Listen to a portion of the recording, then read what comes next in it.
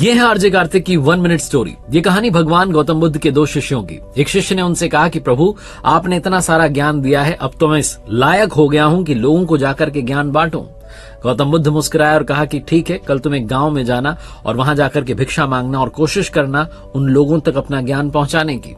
वो शिष्य जब गांव में गया और शाम में वापस आया तो जगह जगह उसको चोट लगी हुई थी। आकर के उसने अपने गुरुदेव से कहा कि गुरुदेव, कैसे गांव में भेजा है, अज्ञानी लोग हैं, मारने पीटने पर उतारू हो गए, सिर्फ एक व्यक्ति ने मुझे जमीन पर फेंक करके भिक्षा दी।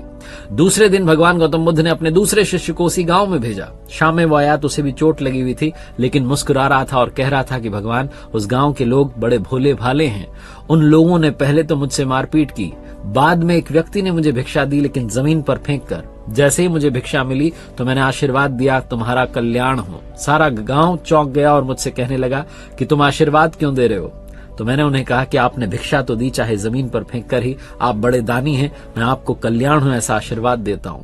तब उन्होंने एक बताया कि एक बच्चा है उस गांव में जो बीमार है, उसको मैंने जड़ी बूटी दी और वो ठीक हो गया। पूरा गांव मेरे लिए तालियां बजाने लगा और कहने लगा कि कल आइएगा, कल सब आपको भिक्षा देंगे।